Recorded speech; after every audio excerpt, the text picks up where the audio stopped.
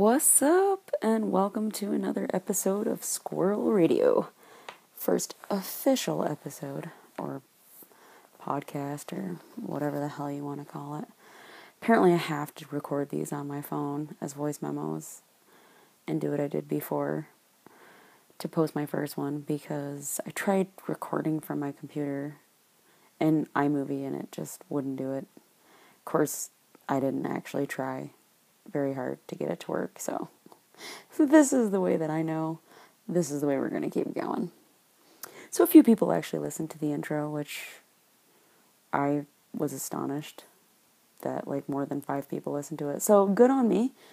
Hopefully I will say some insightful and funny things. That's why I'm doing this. So today, which is Saturday, July 18th in Kiwi land, I'm calling this Spangled Kiwi,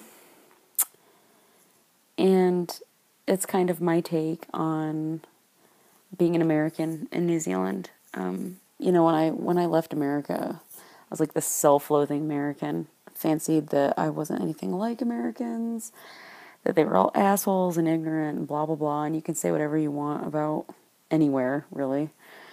But the fact of the matter is that when I got here, I realized that I am so fucking American. It's not even funny.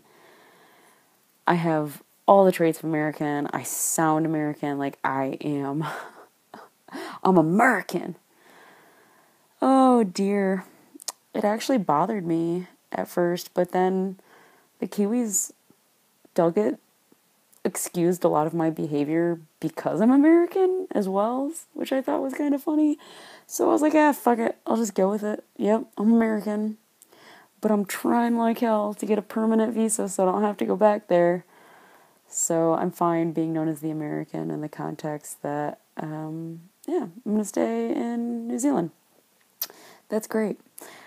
I can kind of watch what America does from afar. That way it's more funny because it doesn't actually affect me. But so the first impression, the first thing that I thought was funny, I started work at NZP with a French girl, and one of the first things, we hung out a lot because we started work together, and I don't remember what it was, we were hanging out, and she said, God, the people here are so fat. And we were at the plaza or whatever, the shopping center, the main shopping center in Palmy. And I look around, and that's when it occurred to me, it's like, actually these people look really fit to me. And it was because she was coming from the perspective of France, and I was coming from the perspective of Americans. And I just kind of let that soak in a little.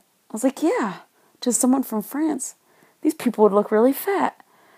But since I'm used to Americans, they don't look that fat to me. They look pretty average. And, because I used to be crazy fat, so it was just weird, the perspective. It's like, and that's when I realized, I don't actually think Americans are fat. No. See, they look fat, but that's not fat. See, within every cell in Americans, they're actually just swollen. Yeah, they're not fat, they're swollen. They're swollen with fucking American pride. And inside every fat cell of every American is an Uncle Sam wearing a camo shirt from Walmart, carrying a bag of McDonald's takeout. That is the American pride that they are swollen with. So, I don't know where type 2 diabetes and heart disease comes into play. But, that's what I figured. Americans aren't fat. They're swollen with pride and entitlement. Yeah. And I've got that. Oh, I've got that to the nines. Yeah. But anyway, being someone who likes to focus on the positive, I thought I'd talk a little bit about what I miss about America, and also what I really like about being in New Zealand. So I'll talk first about what I like about being in New Zealand, which is fucking everything. Okay. New Zealand is this place where people are laid back, but not in an annoying, like, way, like they're lazy. They're not lazy, they're just laid back. Like, they don't stress about shit, because it's pretty pointless. They don't take work too seriously, and they don't take themselves too seriously. And people are genuinely helpful here. Now, listen, I'm not fucking saying that people in the States aren't helpful. You know, I'm just saying here it is more common to meet people who are very friendly, very outgoing. If not outgoing, still very friendly, and just generally want to help you. If you are in trouble, a Kiwi will go out of their way to help you. Whatever problem you have, they'll try to fix it. You know, right down to, like, big shit. Like, if I can't fucking figure out something on my computer, I ask one of my flatmates to figure it out, and they will work on the problem. No matter what they've got going on, they will stop, they will put it down, and they will help me. Or, you know, here it's very common, if you're on a plane, and when you get to where you're going, like, you don't know how you're going to get to your backpackers, or you need a ride home, you can literally just ask people on the plane, and someone will fucking help you. Like, or they will get someone else to help you. When I did the gorge hike, when I was hiking the Manawatu Gorge, the shuttle wasn't going to leave for another 3 hours, and I didn't want to hang around. And sure enough, I just talked to enough people and found someone to take me back to Palmy. Like, it's just that easy. People just, they're like, yeah, it's no big deal. In America, I feel like everybody's kind of catering to their own agenda. They're only going to help you if it benefits them in some way. And again, I'm fucking generalizing. Don't get all butthurt if you're an American listening to this. I'm not talking about you specifically. I'm just saying, like, in general, it just tends to be, well, if I help you, what's in it for me? And I'm also not saying that there's not Kiwis like that, because, you know, there's people like that everywhere. But in general, that's just the Kiwi way. It hit me right off the bat. Kiwis very much like other cultures. They like different kinds of people, and they're just more open and friendly, like the way that I am. I've never gone out and talked to someone that just kind of shut me down. They're always willing to engage with you, and I really like that. Another thing that Kiwis, despite, I don't know, obesity, or what they perceive as obesity, they are really active. Every Kiwi loves the outdoors. They have the most beautiful country in the world, one of the most beautiful countries in the world, and they don't take it for granted. They authentically enjoy what they have, and they take care of it. And I hear a lot of people bitching about the government, and they're not preserving the bush the way that they should, but they have no idea. America's like one fucking strip mall after another. I mean, I don't even know the extent. I can't even imagine America the way that it used to be before the strip malls. It's just how things are. And here, what they have kind of torn down, they're now trying to rebuild to kind of preserve some of that natural beauty.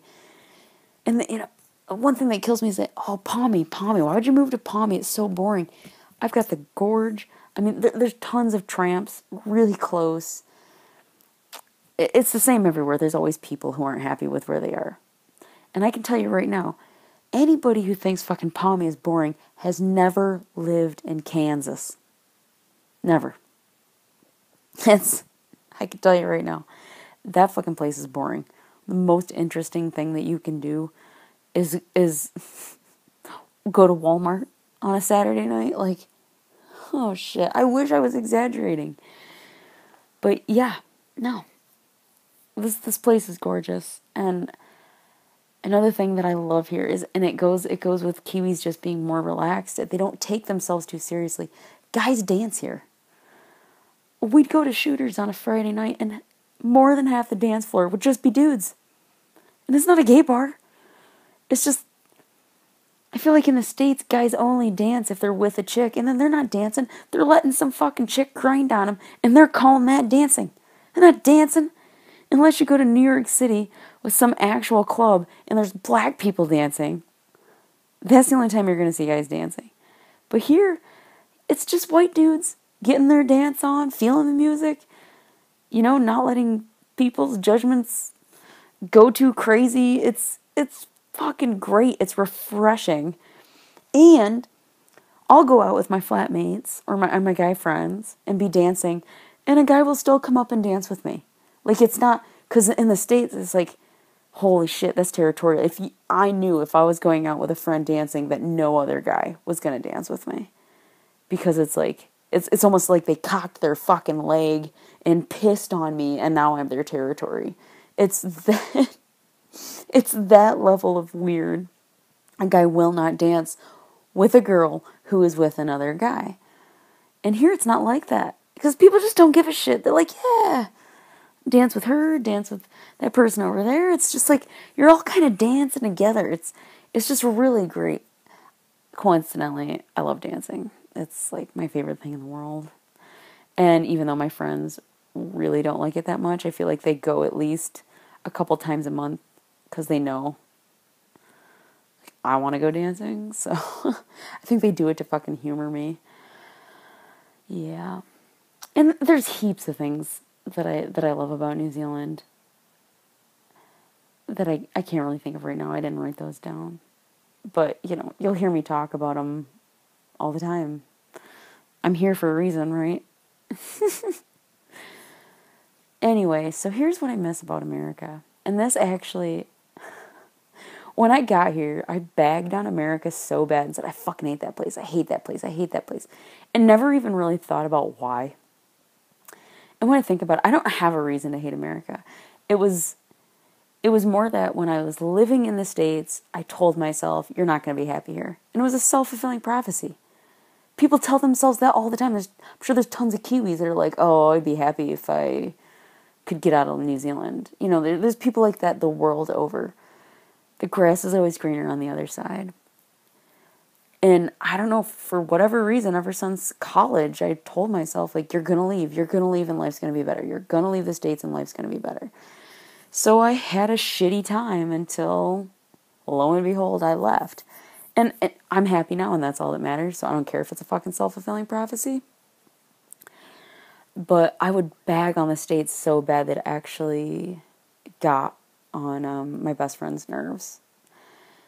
And he told me one day, he was like, I want you, like, why? And he just asked me why. Why do you hate America? And I didn't have a succinct answer, which pretty much said, you're just telling yourself that you don't like America because you weren't happy there. And yeah, that's it. You thought that life had to be better in New Zealand for you. Otherwise, Jesus, it's happening again. No matter what you do, like, you're not happy, you gotta be fucking happy somewhere. So it's gotta be New Zealand. Happiness is not something that's going to happen to you. It's something that happens in you. If you are if you do not like yourself, if you are not a happy person, if you cannot love who you are, you're going to be fucking unhappy anywhere. No matter where you go, that shit's going to follow you. You have to be happy where you are all the time. But anyway, I'll get off my little spiritual soapbox on that front. But he made me think about what I missed about America, and I realized that I didn't want to think about what I missed about America because I don't want to be homesick. I miss my sister. I miss my nieces and nephew. I miss my mom. I miss my fucking dog. Charlie, my cute little corgi man. I raised that fucking dog since he was 6 weeks old. Like, I miss my dad. I miss my stepmom. I miss my aunt who does all my tattoos. Shit, I gotta pay for tattoos now. Like, that sucks. But I wicked miss my sister. And I miss my friends back in Kansas. I miss my friends back in Colorado. Of course, I made sacrifices. I made certain sacrifices when I moved to New Zealand. I knew that I was being a selfish shit when I just up and got a visa and a one-way ticket to New Zealand. I pretty much said fuck you to my friends and family and said, I'm going to leave you. And didn't even give any thought to how that was going to affect them. It was very selfish. I did it for me. I did it to make myself happy. It paid off, but it was a gamble. And yeah, I made certain sacrifices. So that's kind of the conclusion I came to. And he was like, tell me what you miss. And I was like, son of a bitch, I don't want to think about those things. Because I don't want to miss America. I just want to be where I am and be happy. But I'll tell you what I miss about the States. One, I miss baseball.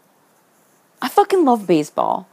And it started with moving to Denver and going to Rockies games and $4 rock pile seats and the atmosphere and the energy, the crowds. I loved it. That made me love baseball. And American sports in general, I hate to say it, I'm not even a sports nut. But I miss hockey. I miss basketball. They're fucking sports here. Oh my god, and they're super into them. And I'm just thinking, what the fuck? They have netball. Like, okay, every Kiwi sport is like the American sports autistic younger brother. They don't quite hack it. And I'm sorry, New Zealanders, but someone had to say it. Cricket, what the fuck? It's like a combination of baseball and Quidditch. You don't have to run, but you can run. Sometimes you should run, but you don't have to run. And they just run laps. They don't even run around bases. They just keep running back and forth in a straight fucking line. Like, what does that accomplish? And you don't have to run. It's like optional if you're feeling lazy or ambitious that day. In games that last 5 days, that's like fucking Quidditch. I mean, why? There has to be some sort of finality to the game. Rugby I like. Rugby I can get into. And the All Blacks kick ass. So, and the dudes are super buff and hot. So, okay, I'm willing to give rugby a shot. That's not so hard to understand. But netball? What the fuck? You can't dribble? There's no backboard, so there's like no... What? I watched netball on TV once at the gym because I didn't have anything else to watch. And it was the most anticlimactic shit I have ever seen in my life. It was just pointless. All they did was pass the ball. They pass it down the court, get a basket. Pass it down the other end of the court, get a basket. It was just like back and forth. I was like, how the fuck does anybody win? You're just passing the ball back and forth, getting baskets. So basically the last person to get a basket wins. It's just like, where's the fucking skill involved in this game? And there's no backboard, so I suppose you have to be better at making baskets. But it blew my mind. And it wasn't rough. Like, they didn't touch each other at all. Basketball, you gotta throw some fucking elbows, you gotta foul.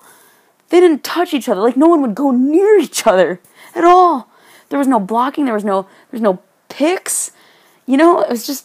It was weird. It was like there was no defense. If you had the ball, there's no one around you. It was insane. At least they play football here, though. I do enjoy a good game of football. Okay, so that's a sports thing. I miss baseball.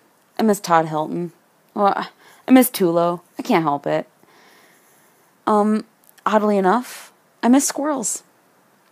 Squirrels and gophers, groundhogs, woodchucks, whatever the fuck you want to call them. There's a million names for them. Wait, pig whistle pig. That's it. Whistle pigs. Chipmunks. I miss those kinds of small furry rodents, but I especially miss squirrels. They're adorable. My father.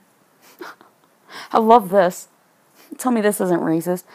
There's black squirrels that live outside of my dad's rental property. Or the place where my dad's fucking running from. And of course, what does he name him? Toby. And Toby has a girlfriend, and he named her like Shaquanda or I don't know, some fucking black person name. It's like, oh, Jesus. That's hilarious. But squirrels are funny as to watch. Super funny. And they're so small and cute and quick. And that's why I immediately liked that when Tom started calling me Squirrel. because I'm like that. Oh, I'm super energetic, and I stow away food, and I'm just kind of spazzy in general, but I'm kind of cute and fluffy, and I can be calm sometimes. It's not very often, but like when I sleep, I'm sure I'm really cute when I'm like calm and sleeping. Otherwise, I'm just kind of spazzy and running around all crazy. But yeah, I miss squirrels quite a bit. I miss thunderstorms. I miss just here. There's sun and then there's rain. Sun or rain. There's nothing exciting about the weather. There's no like huge thunderstorms, like the crazy thunderstorms that just sweep down the St. Lawrence River and just kind of take our asses off, or the epic tornadoes that you get in Kansas and Colorado. Thunder snow, back up in New York where you'd have like, it'd be snowing like crazy and there'd be thunder and it was like you're in the, like winter is coming kind of fucking, you expect to see Jon Snow on the wall all of a sudden. That is cool shit. Ice storms, like kind of hurricanes down in Florida, like the fear of God kind of storms. I miss that. It sounds stupid, but there's just something really exciting about seeing nature's fury. And we get earthquakes here. Earthquakes every day. Which is kind of an odd reminder that you're on a growing island. But it's cool, but it's not the same as having just like crazy ass weather. Probably one of the best ways I can describe a few things I miss from the States is telling myself, because I'm talking to myself, what I wanted my mom to send me for my birthday. So she sent me Hershey's chocolate and graham crackers because I want to make s'mores, because no one knows what a fucking graham cracker or s'more is here, and I feel like that's an American staple that I should share with my Kiwi friends. I wanted cigarettes, because they don't sell the distinct kind of cigarettes that I like here, Marb Ultralight 100s, which I only smoke socially when I'm having a drink. Lay off me, I know it's bad for me. Whatever. And cigarettes are $25 a pack here. I mean, it's socially irresponsible to buy cigarettes here. And when you buy cigarettes, there's like pictures of fucking dead fetuses on the packs. That's disgusting. Can I at least have a smoke and not, like, look at diseased lungs? Like, I get the point. You want to phase out cigarettes, so you do it by jacking up the price and putting disgusting pictures on the pack. I hope it works. I honestly do. Meanwhile, I'll have my mom send me 3 packs of cigarettes at a time, wrapped in 5,000 plastic bags so the beagles can't sniff them out at immigration, or customs, or whatever.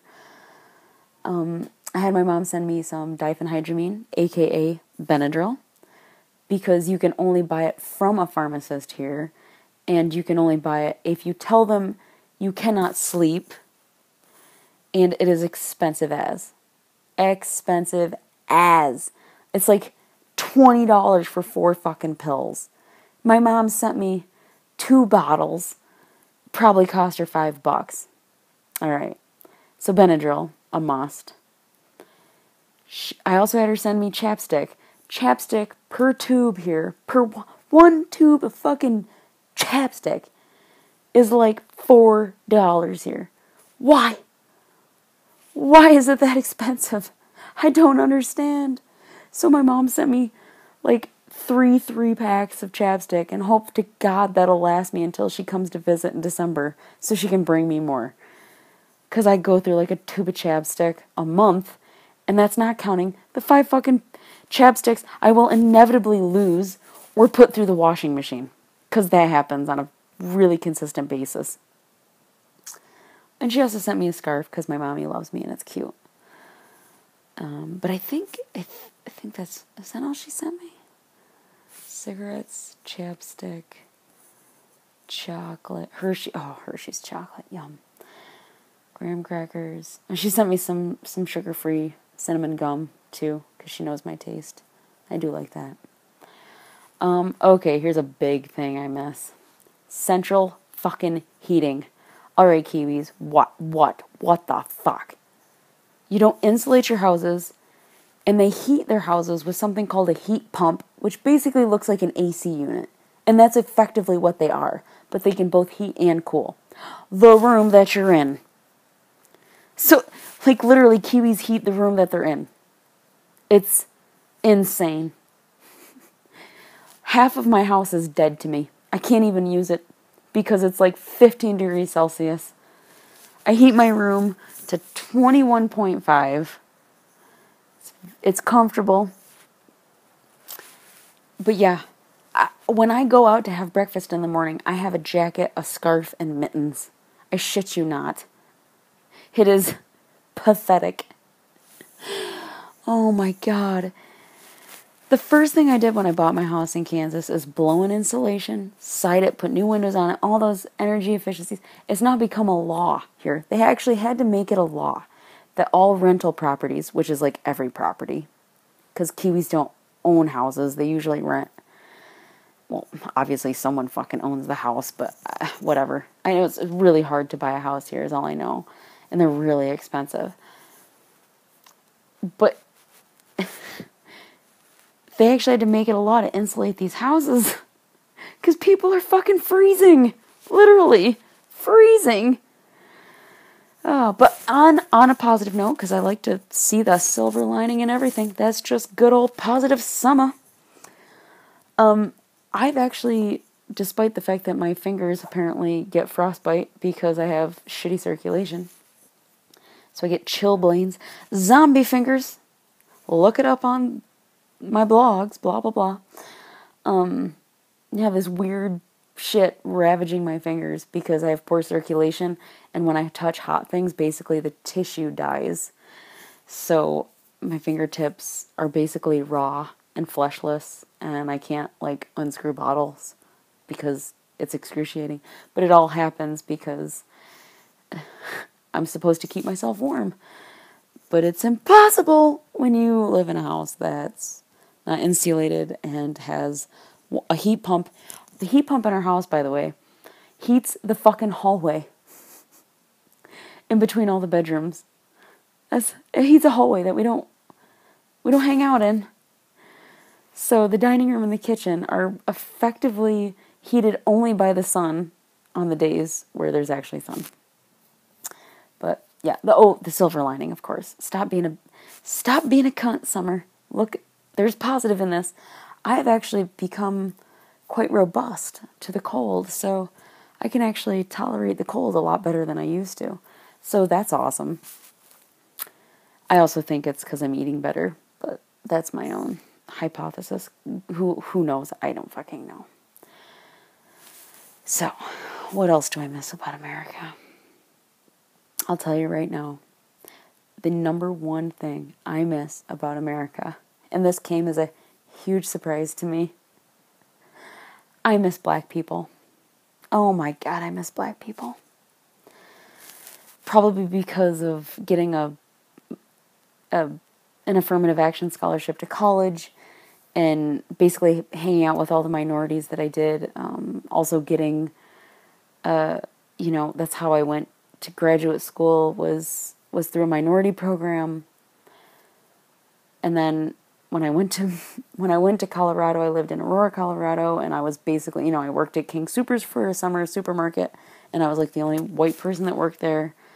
I really like black people. They're hilarious. They dance. Like, I'm sorry. I know I'm stereotyping here, but some shit's just true. Black people are fucking hilarious. They can dance. They're just fun to be around. And it was so funny. This dude came over last night, and he goes, "Yeah, I'm the only black person you'll meet in Palmy." And I took one fucking look at him, and I was like, "You're not black. You're brown." Black is almost more of a state of mind than a color. It's a culture. When I say black people, I'm not talking about a color. I'm talking about a culture. And I said, I feel bad for Kiwis because they will never know American black people. Because American black people do not leave America. They don't travel. if they are traveling, it's because, like, you know, they're in high school and they're traveling for a school trip, or but honest to God, I've met some black people, like, on cruises. But how many fucking black people do you know, and I'm talking to my fellow Americans, how many black people you know that are like, oh yeah, I'm taking a trip to Germany, or I'm taking a trip to Iceland or New Zealand. They don't travel. By definition, they're usually impoverished, which, you know, be offended if you're fucking prone to being offended, but it's the truth. Like, it's just the kind of traits that go along with black people and black culture does not cultivate. So sure, there are plenty of black people that travel, but they're usually affluent, super educated black people that aren't your everyday black people. Like this guy last night, tell me he's black. I'm like, really? Have you fucking been to Georgia? Have you been to Atlanta? Have you been to 5 Points in Denver? Have you been to Aurora, Colorado? Have you been to Dallas, Texas? I would love to see you go to one of those places, the Bronx, fucking wherever. Go to one of those places and say, hi, I'm black. You will be laughed out of there. Or maybe worse. Probably worse. That's dangerous. It's just fucking downright dangerous to try to get by as a black person in those areas. Oh, I know black people. Oh my God, one of the best summers of my life was working at King Soopers with Tiffany and Miss Diane. Tiffany never showed up to work because she was usually either in jail or getting someone out of jail. And Miss Diane was so fucking funny. You just get used to calling people ma'am, and Tiffany used to call me her Oreo because she said I was white on the inside but black on the inside and white on the outside. You know, I just, some of my favorite memories have been of black people, and they're just, damn it, I've never been around a black person and not laughed my ass off. They're just funny. It just comes naturally to them, and it's cultural, and it's not something you're ever going to experience outside the U.S. Because they're that fucking cool. It's like, if you want to experience black people, you got to go to them. Fuck it. They aren't trying to impress anybody. They don't give a fuck. They are not. They're not going out of their way to impress nobody. Oh God, I miss black people. And along with this blog, I'll also post a link to some of the really funny quintessential moments of, like, I think they're news interviews. Sometimes when I'm feeling nostalgic, I'll watch them when I particularly miss the black people. Oh, here's something funny, though, that I forgot to mention about my birthday package. My flatmate's reaction to seeing a plastic Walmart bag, he wouldn't let me throw it away. He's like, no, you've got to keep it. It's a Walmart bag. And he told me about going to Walmart. Oh, God, and I realized that we are every bit as ridiculous as everybody thinks we are. The thing that he loved most, he was tickled, like I could see the pure joy in his face. It was actually quite disturbing. He was like, I've been to Walmart. The gun section was amazing, and it was right next to the groceries. It was like, there was biscuits and guns right next to each other. Oh, and he was just so excited about it. And I realized that, yeah, that's what I don't like about America. Oh, shit like that is just so ridiculous. You can go to Walmart and buy a gun. And it's just that easy.